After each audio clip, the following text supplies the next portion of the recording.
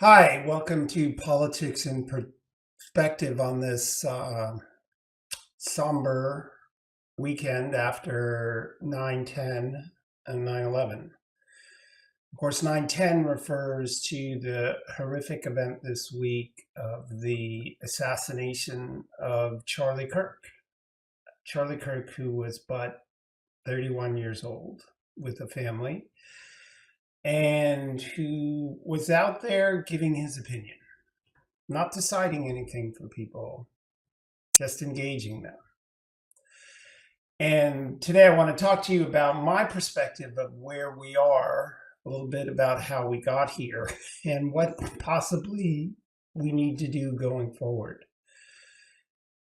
So, how did we get to a point where a 31-year-old can be killed for speaking? There's a lot of things going on. Look, I wrote a book about my shoulder, The Divided Era. In that book, talk about some of the more dark periods in our division, but how we got divided and where we are today. In the Lessons of the American Civilization, over my shoulder, I continue and pick up on that theme. But why Charlie Kirk? Why now? In a very short look at it, realize that Charlie Kirk was enormously effective. At 31 years old, he was commanding a massive audience. They believed in him. They more than believed in him. They wanted a future with him. What I mean by that, of course, is he was their leader and someone who could have been a national leader, who could have run for office, if not for president. So how do you get to the point where he gets killed? Well, and I've written about this, that'll be coming out shortly. We're in a dangerous period in American history, and other places have been here before. And I'm going to pull back some long ago events that people don't want to associate, but we need to understand these. Ancient Greek democracy ended with class warfare. The Roman Republic ended with class warfare. The French Revolution was murderous amidst class warfare. The Russian Revolution, class warfare. The United States is in the middle of class warfare. This happens in history, but it is the darkest moment a civilization can reach, because at its core, it pits one group, one part of society against another. It takes one part of society and blames them. They get blamed, vilified for the condition of society, and politicians seek to become presidents, leaders, whatever phrase you want to use, by vilifying, by saying that the reason and the condition for some is because of a different class. In the United States, we have a system set up of taxation which empowers this. Half of Americans pay almost no income tax. The other half pays it. The top 1% pays 42%. And yet every day a politician says that the reason the poor are poor is because the rich did what they did. I look at politicians dating back 3,000 years who have been making this argument, and really longer before that. And they did it right before the fall of Rome, where assassinations took place. The fall of the Roman Republic, they did it. At the fall of Greek democracy, where assassinations took place. In America, assassinations. And now in the last 12 months, 13, 14, we again have this. And at its core, if we are to believe that this guy did it, he says Charlie Kirk was filled with hate. Well, if you know Charlie Kirk, he wasn't filled with hate. He didn't have hate. He had reason. It was remarkable what this young man achieved. And he went out there and had discussions. Are there people with hate? Of course. But America needs to come to grip with this moment in time. There has never been a good ending to class warfare in world history. There has never been a good ending. And if we go down this path where we turn society against itself, America and the violence is going to be much worse. In the late 1800s, America assimilated millions of people from abroad. The economy expanded wildly, and we had a melting pot, and a middle class was created in the decades afterwards. Now we have socialist tendencies saying that the rich are ruining society. They're the reason why we have poor. The economy is not growing because we have too much government. And we live in a world where a single human being can say Charlie Kirk should be killed because he represents those who are hurting others. We either come to grips with this, we either teach our children the downside of this, or we're going to be in a much darker chapter. In 2007, I started writing about and talking about the divided era in radio, TV, and print. In 2015, the book came out talking about how government, every decision it makes, picks a winner and a loser, and someone to pay for it in a fight over all of those things. And then how that turns into class warfare. And that's where we are. We have half the country fighting the other half and blaming the other half. We have politicians say, like, and you can name them, saying that it's the fault of the rich. This is a tired song that ends in tragedy. And again, we either come to grips with the fact that if someone starts up a business and becomes fabulously wealthy, it is not his or her fault for the condition of others. In fact, in many ways, they improve the lives of others. Their pursuit of an idea and even money can result in the betterment for others.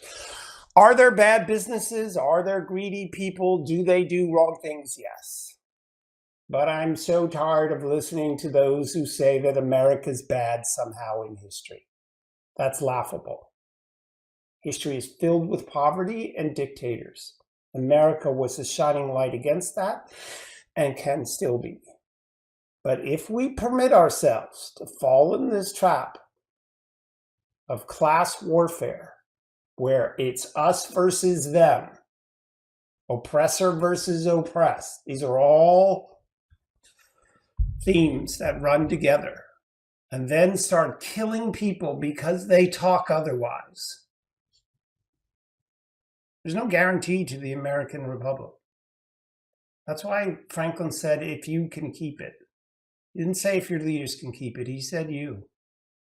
What do you mean by that? He expected the leaders to take advantage.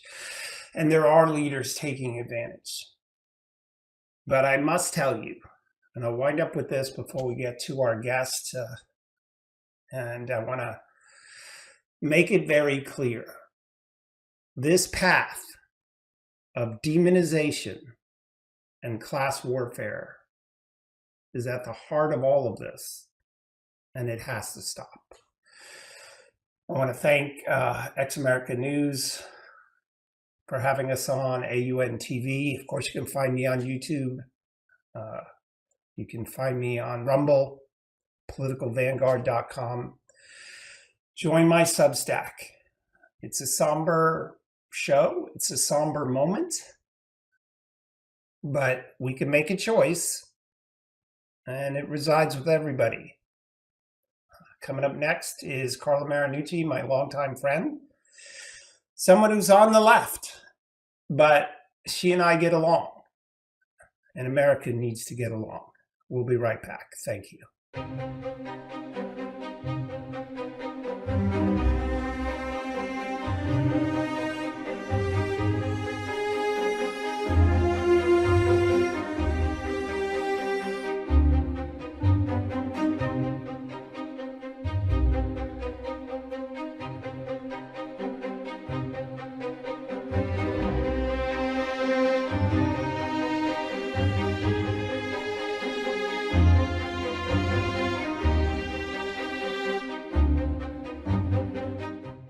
Everyone, welcome back to Politics in Perspective.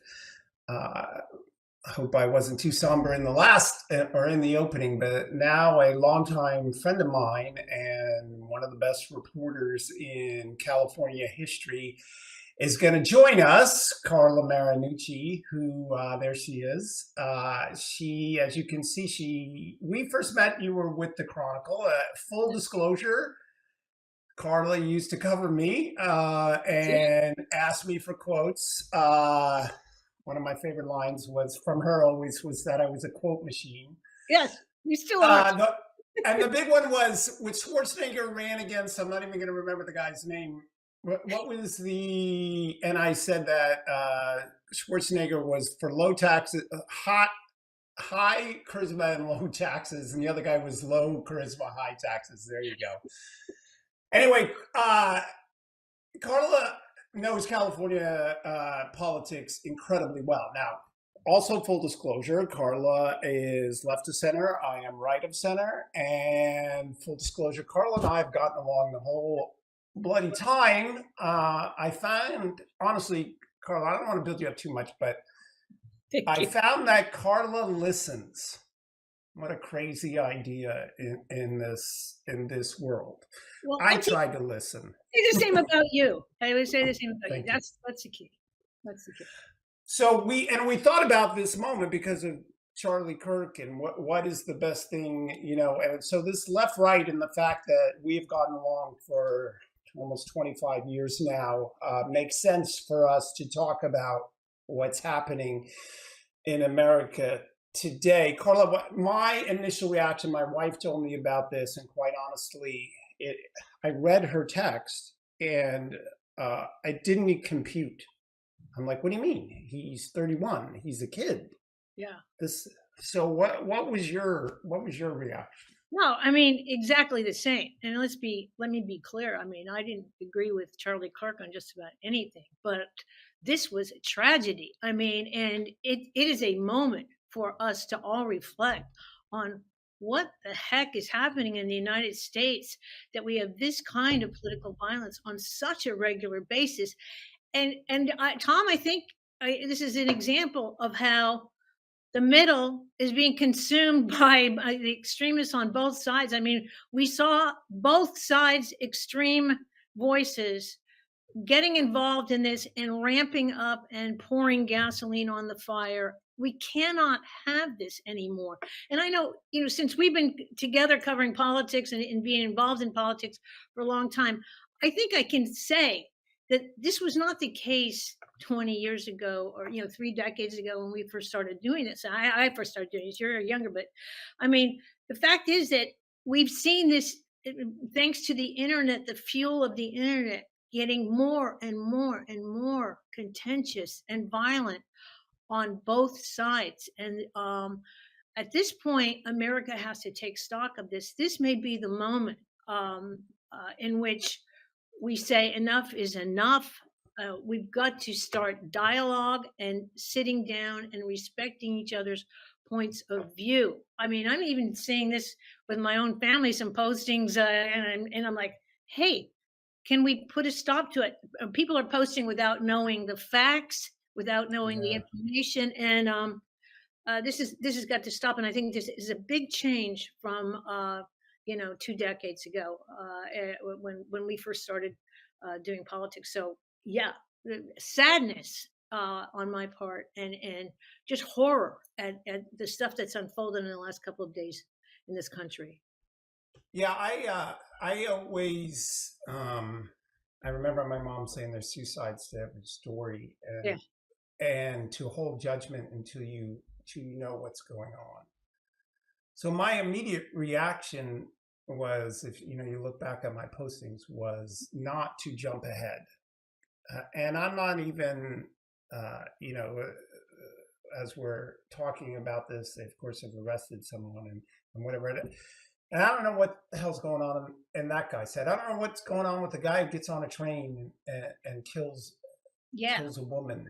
And so part of, and then you mentioned about both sides. I of course watched the media on both sides. And of course, some said, this Trump started, this is this, and Yeah. then the other side. And so I'm wondering from your perspective, because I did TV all the last X amount of days in radio, and I was asked, so where do we go from here? How does this change? Right. Um, Rather than this is the show where you're the guest and get to do most of the talking. What do you see as steps forward? Well, I mean, I'm going to say that I think this has to start at the top. And I think, unfortunately, we did see President Trump abdicate his responsibility when he goes on TV and says this is the radical left and they're violent without knowing who and how this happened. Um, this just fuels more anger and issues. And I think I saw the message from Pope Leo this morning, and this is the kind of message we need. We have to have reconciliation, we have to have dialogue, we have to have peace, and we have to have respect for each other. That's the kind of message we should be hearing from our leaders at the top. And I'm saying, and look, there's Democrats out there too who have been incendiary and crazy on this issue. There's plenty of them online. Um, but I think it has to start at the top. We have to have leaders who are trying to bring us together. Um, I mean, on both sides of I go back to think of Schwarzenegger, for instance. His posts online have been very much look. Let's respect each other. This was a tragedy, and there's other Republican leaders out there too who have had the right tone. And I have to say, Utah Governor Spencer Cox this morning at that press conference uh, was spot on. And I think Republicans should be looking at him as somebody who may reflect the future of the party. His message was conciliatory and the message of a leader calling people to their better selves. That is what we need more of in this country on both sides of the aisle. Interesting. You said the word reconciliation. It's on the cover of my book, The Divided Era: Steps Towards Reconciliation. I said in my initial, all of them on conservative and liberal networks, is that we have to rise above. And I talk about George Washington, who at the time the Constitution adopted it is very divided among the people who wanted it or didn't want it. Patrick Henry said if James Madison runs for Senate, rivulets of blood will run in the street because he was a traitor to the cause. And one man stood above it and said, no, we are going to be the United States. And that's more important than your rivalries. Great leaders in history have stepped into these breaches of divided moments and left behind their arguments and set national goals. One of the guys I covered in the book, Divided Era, JFK, who people forget lost more states than he won. And that was a big deal at the time. Yeah. And there was question about Cook County voting. There still is, as we look at our watch today, right? You're absolutely right. But what did he do? He immediately set a national goals. So people stopped looking directly in each other's eyes and averted to something greater. Reagan basically did the same playbook. Exactly. And so I agree with you. I get partisanship. I do. I'm not happy with the class warfare, which from my perspective, is driven on the left. It us versus them, by definition, is divisive. But I echo your sentiments. I agree that at the top, and I know some of my listeners are gonna, okay, but the first step to difference has to be taken. Yeah, I completely agree. And Tom, I think what we got to look at now is the effects that this kind of warfare verbal warfare is having on Americans' a psyche.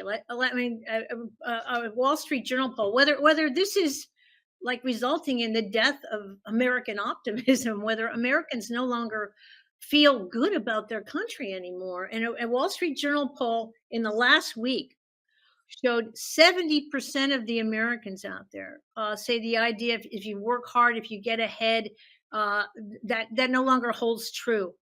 They don't think they have a good chance of improving their lives anymore. They don't have confidence in the country anymore.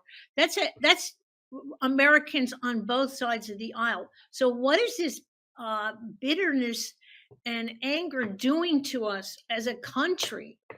Uh, that's the big question. And you're absolutely right. Reagan, a good example of a sunny optimist, somebody who believed in the American dream. I mean, my father was a worker, an Italian immigrant worker who became a Democrat. He was a Democrat all his life until Reagan. That's the kind of message that won many Americans over. And I think, we got to go back to that, because even when you go, President Trump was on Fox News this morning and he was asked about what are these divisions, radicals on both sides of the aisle doing to our country? And his answer, I have to say, was kind of shocking. He said, and I'm quoting him, I couldn't care less. I couldn't care less, because he said radical Democrats, people who are radical on the right care about crime, and that's what's fueling them.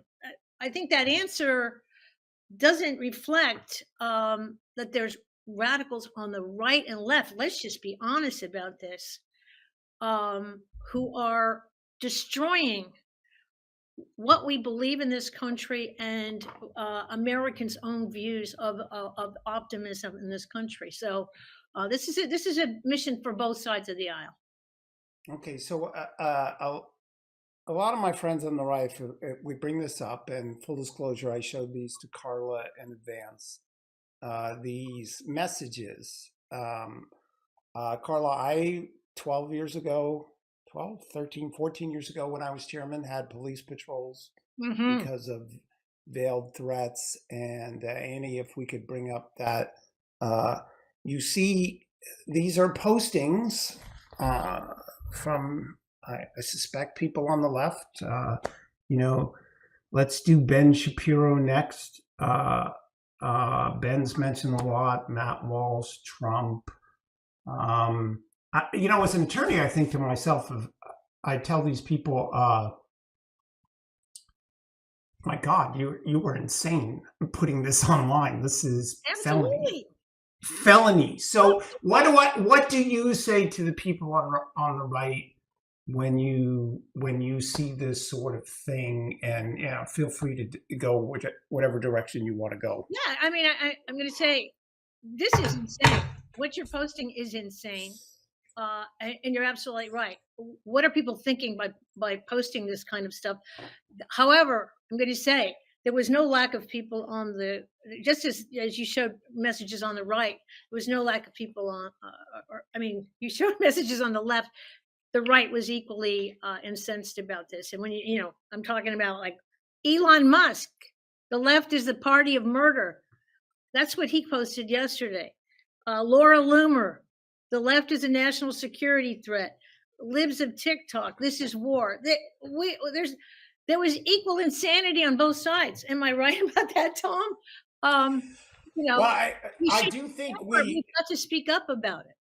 Yeah, I do think,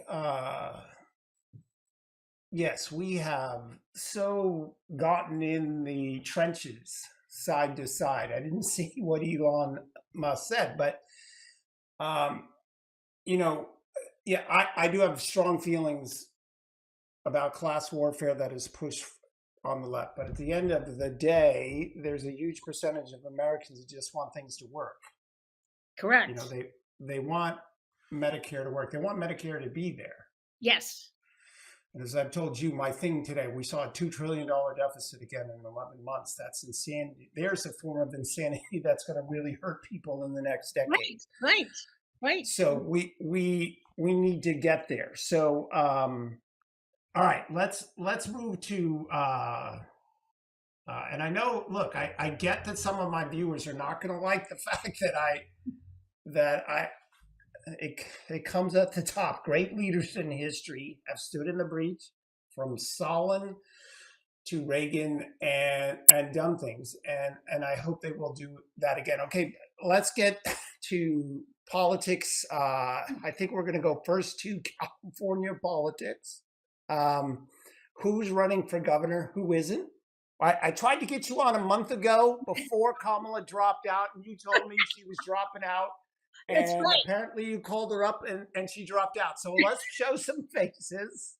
Let's show some California politicians. You have a bunch of Democrats and 2 Republicans. I didn't mean that in a negative way, but you know, Right. it's a Democrat state, so there's a ton of them. Right. And there's a face. Let's toggle to the next face and then go back and forth, or however you want to do it. All right. So Carla, folks, Carla knows the Democrat story in this state. So who's running for governor for real, and who's got a chance for real to be governor of California? Well, I had lunch with Willie Brown last week, and we talked about this. And he insists that Alex Padilla is going to get into this race. He knows A. Smith. A. Smith, of course, is the gold standard Democratic strategist in the state. Represents Gavin, represented Kamala, etc. Alex Padilla is going to get into this race, and Alex Padilla will be the lead. Will immediately lead the field. Right now, Katie Porter leads the field, but that's I think a tenuous hold. Maybe she's not that known by that many people. But Alex Padilla online has been very, very active. As you know, he was arrested at an event, a DOJ event, that gave him more cred with a lot of Democratic voters. He's known to Democrats, Latino, MIT graduate. This is a guy who could lead the field. If in fact he wins, Willie Brown said, I said, well, who would he appoint as senator? And he said, Gavin Newsom, because Newsom will be out of a job at that point. And Interesting. Wanting to run as president. So okay, so yeah. So Carla, before we get to Alex, Yeah. I thought there was something very interesting that Karen Bass endorsed Villaraigosa. Interesting indeed. Yes. So for Americans who don't know, LA County is the same population as 42 states, or larger than 42 states. And there's a huge weighted vote down there. And also there's a sort of this political rivalry with the North. And the North is mainly, Gavin's from the North. Dianne Feinstein was from the North. Boxer was from the North. Willie's from the North. On and on. Pelosi. Yeah. So what did you make of her endorsement? Because I thought that was pretty darn interesting.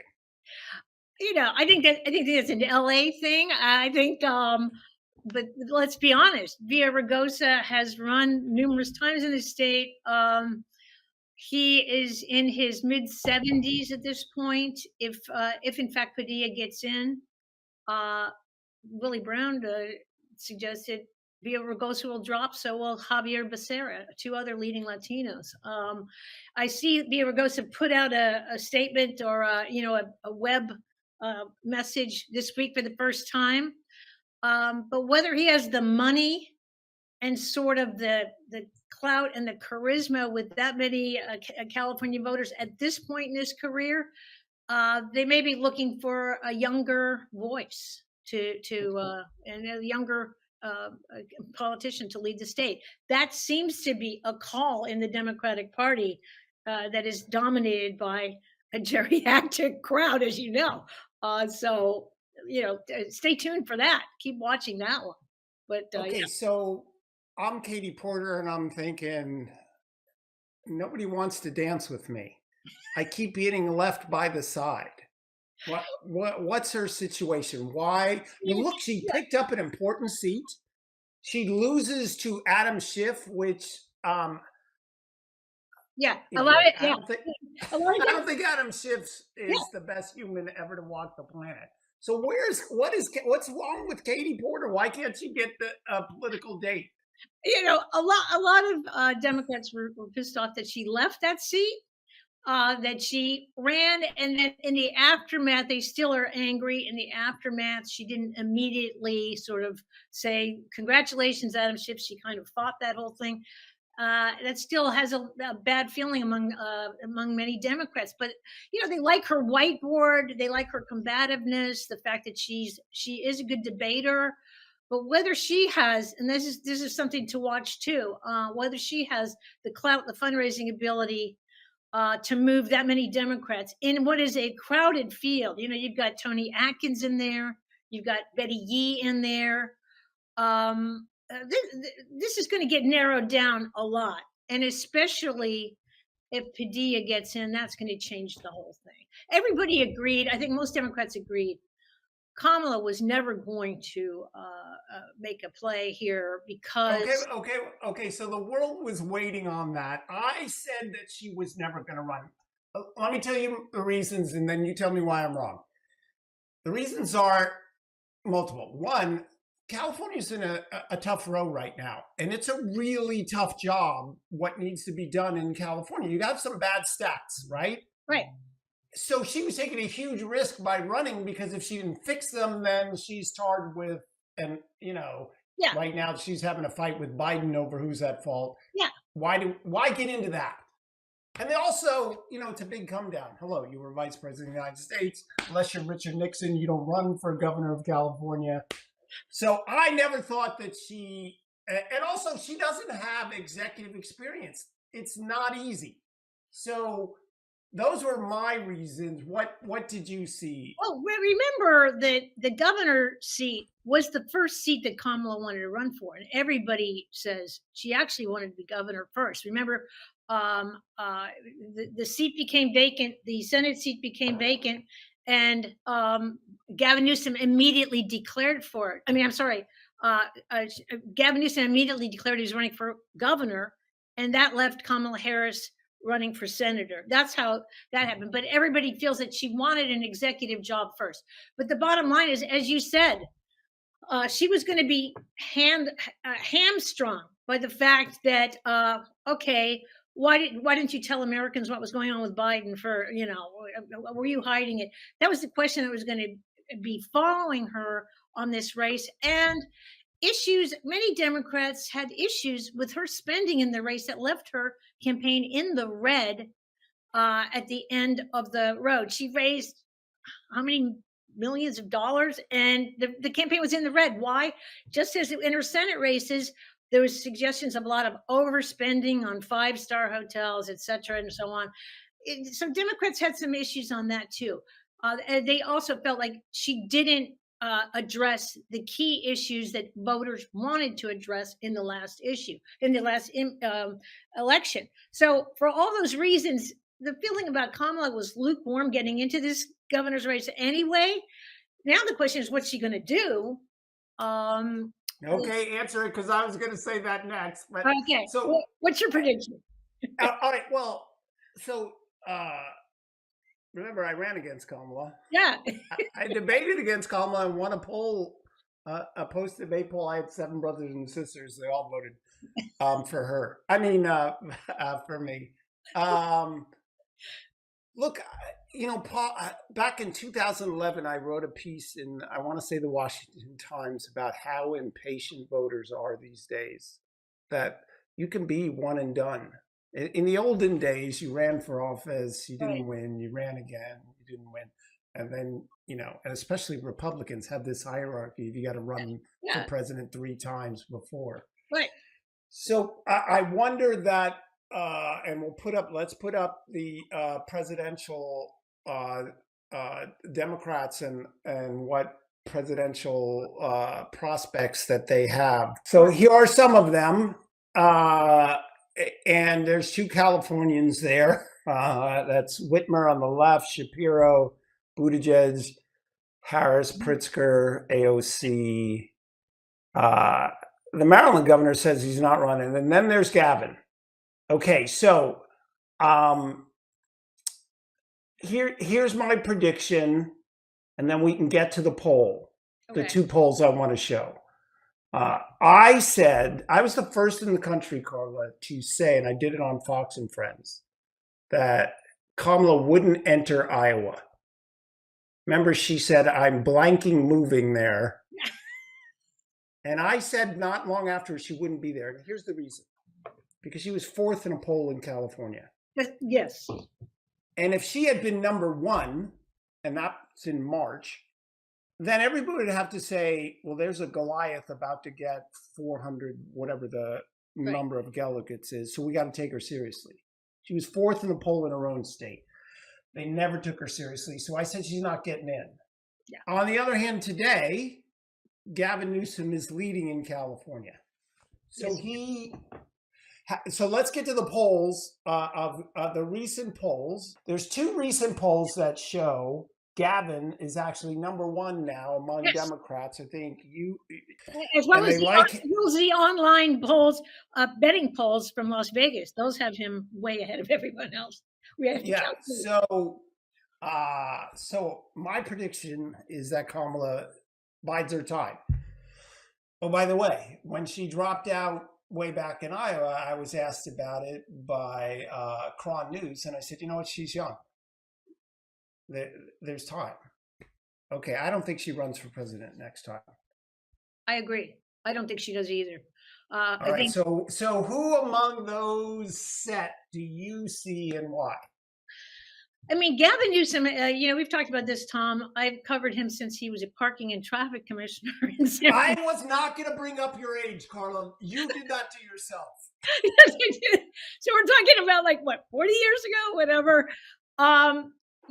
Right now it's so interesting to watch where he is in these polls. He has made himself like the Paul Revere of the Democratic Party, calling Democrats to action and doing it in a very effective way.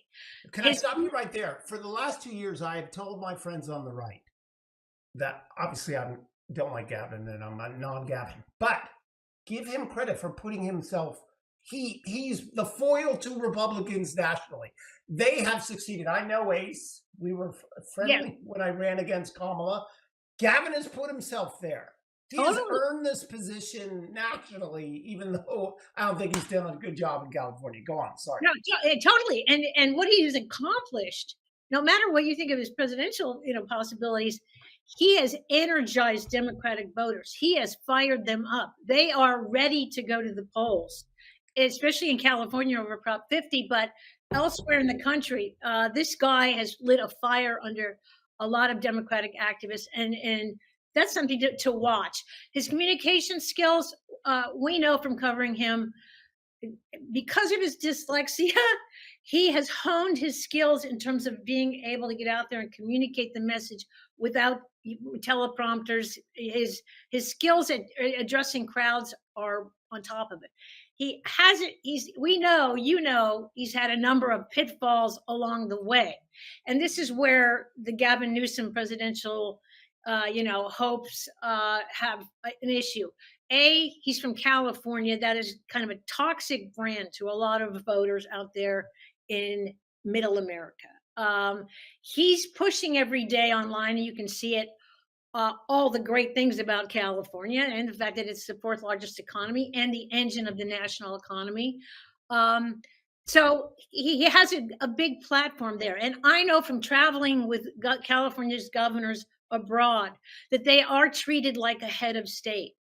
This is an important position, and he's using it to its full extent. So that said, he's got to get over the California problem, the elite problem. He's a guy with a big wine and, gourmet food restaurant business, the French Laundry, all that stuff hangs on Gavin Newsom, whether he can be the guy who appeals to the working class voter out there.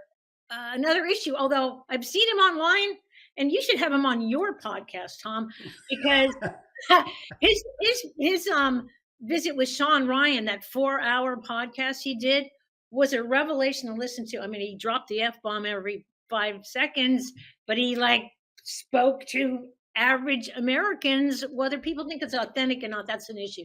I think some of the other people you mentioned, I have met Gretchen Whitmer. She is there in her state and really does connect with people, auto workers, etc. Whether a woman can be elected in this country? I don't think so. A lot of women I know don't think so. We've had two chances. It's gone. It doesn't look like American voters are ready to elect a woman. So that said, we've got Josh Shapiro. We've got Pritzker, who has been very strong in the last couple of weeks with Yeah, regard. I just okay, so in politics, especially in the media age, and please tell me what you think. Look, Plato said you know that democracy would fail because it turns into a popularity contest, right? Yeah. And you don't pick your surgeon by how good he looks. Of course, he said he back then, but you get the point. I Yeah. just don't think Pritzker has the it factor. I think Gretchen Whitmer has a presence. Yes. I think Newsom, I don't like his presence, but has a presence. Yes. Yes. For sure. Okay, but how? Uh, look, when I hear Democrats say that a primary would have been good because it would have honed the Yeah. skills of Harris, I disagree. It would have pushed her farther left. Yeah. How the Democrats are going to have, I think, a ton of people running. The barrier to entry is very low these days with technology. Hello, Beto O'Rourke. Thank you. Nobody to whatever. Pete Buttigieg, I got 8,600 votes as Fort Wayne mayor. Now look at me. Yes, you're correct. How do they avoid going too far left if you're a Democrat? How do you avoid going too far left to tack all the way back?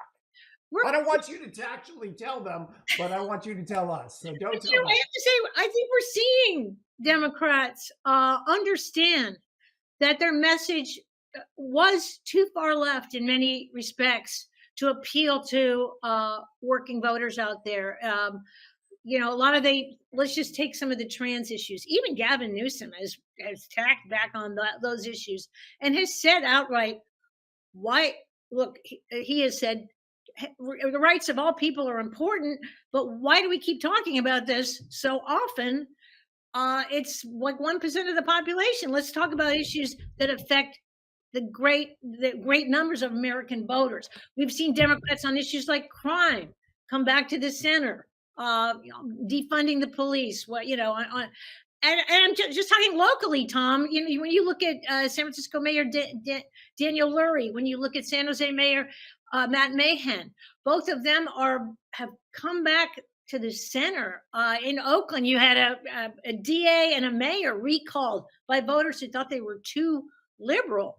So it could be you're going to see more key Democrats giving a message that's more centrist. And I think you're seeing that with Shapiro, with Pritzker, with Andy Beshear, the governor of Kentucky. These are some, and obviously Wes Moore, who says he's not running, but though many people think he might be a vice presidential choice because he's a really good communicator. So you got to look for the people that know how to communicate, and you're seeing some people coming up that are being watched. James Tallarico in Texas, a new Senate candidate. There's others out there, but there may be a voice we haven't even really focused on both sides of the aisle. It's 100 years between now and then. Let's if we can bring up that Gallup poll, and we just got a couple of minutes left. And so in this poll, it says that Democrats, the liberal Democrats, want the party to be more liberal, but the moderates say that the party should be more moderate. But you and I know that it is the conservative base that drives the primaries. It's the liberal base that drives the Democrat Party. That's just a fact. They're more into it, right? So how will they? When Gavin said it was unfair, the trans issue, he took a lot of grief. He did.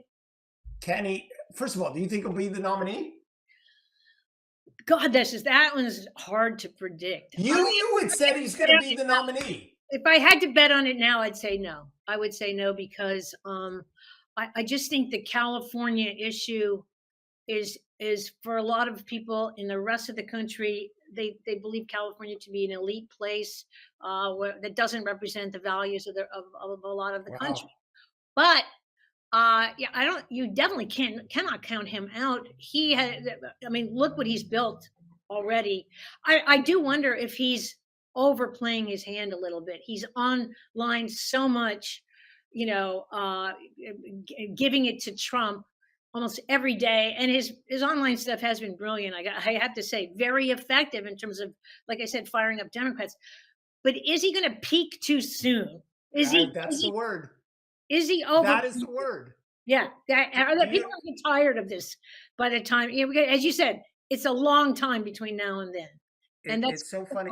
It's so funny you say this. I remember in 2015, I want to say that Wisconsin governor was ahead in the polls, that's right. and he looked like he was, all about it. And then he disappeared between the time it came for the primaries. He just peaked too early, and match this with impatience and what have you done for me tomorrow? Not what have you done for me yesterday. What have you already done for me tomorrow? So I think, I said Hewitt says that he's going to be the nominee, and you think he'll lose to JD Vance. Let's have that discussion, Yeah. you and I, again in like 6 months. But Right.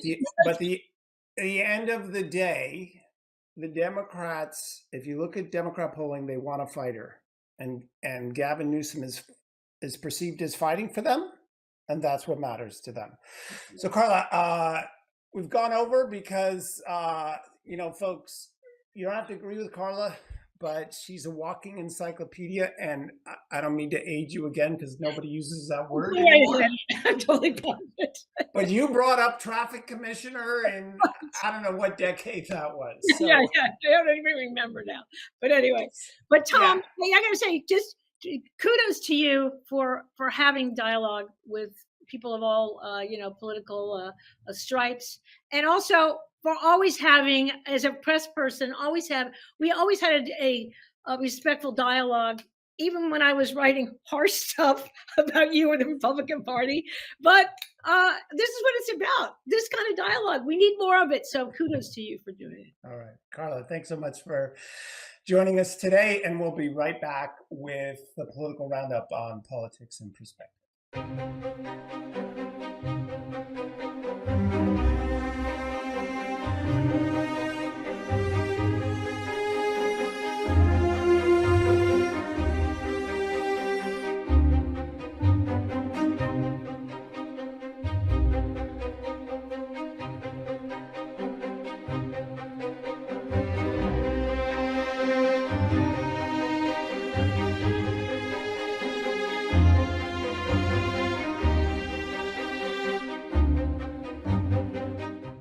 Welcome back, everyone, to Politics in Perspective. I hope you enjoyed that with Carla Marinucci. It's important to understand what's going on the other side, and you got the viewpoint of the other side and their thoughts. Let's go back to where we started today's show related to Charlie Kirk. Carla Marinucci said something very interesting, which I hope you take into account from their perspective. When Trump says a particular thing, it incites them. And that has politically worked for Trump.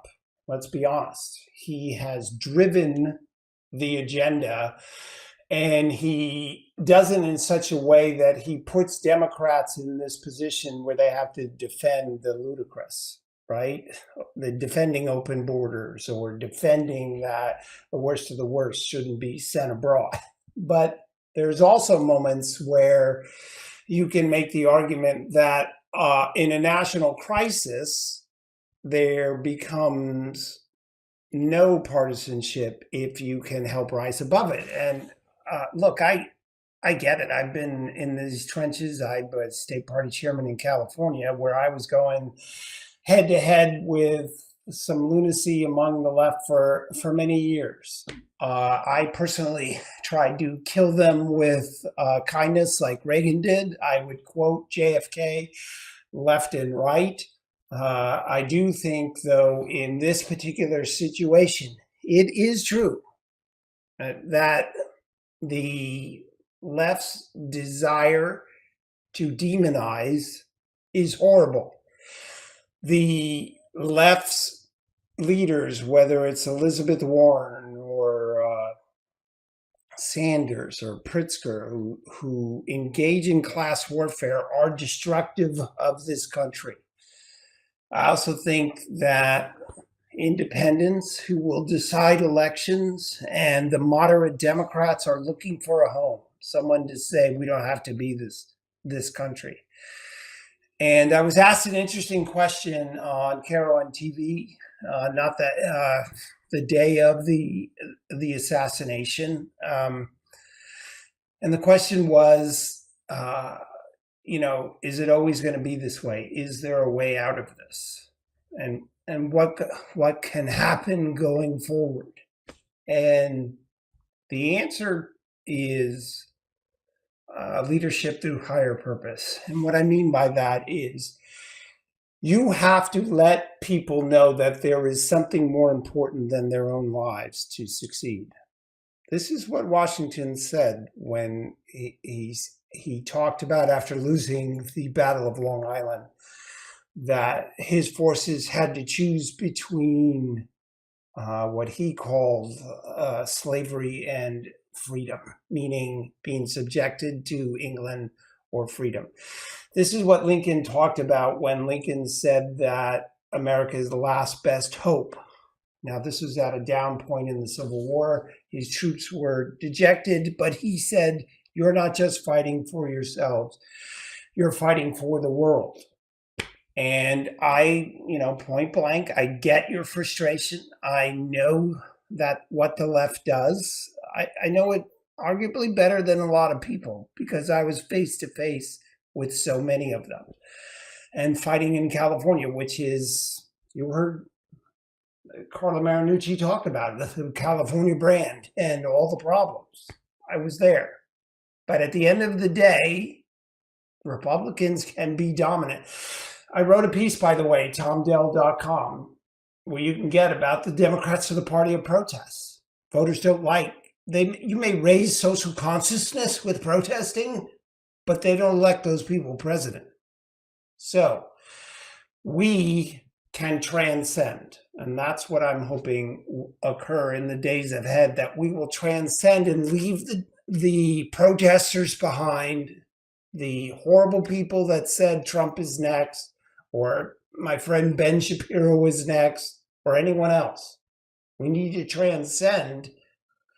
And I personally think, after studying history 50 years, that you can't vanquish voters, but you can change many minds in the long run.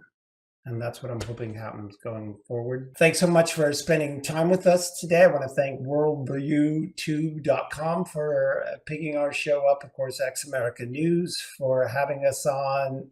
You can catch me on politicalvanguard.com, tomdell.com, and of course, my Substack page. Join me there, and we will see you next time on Politics in Perspective.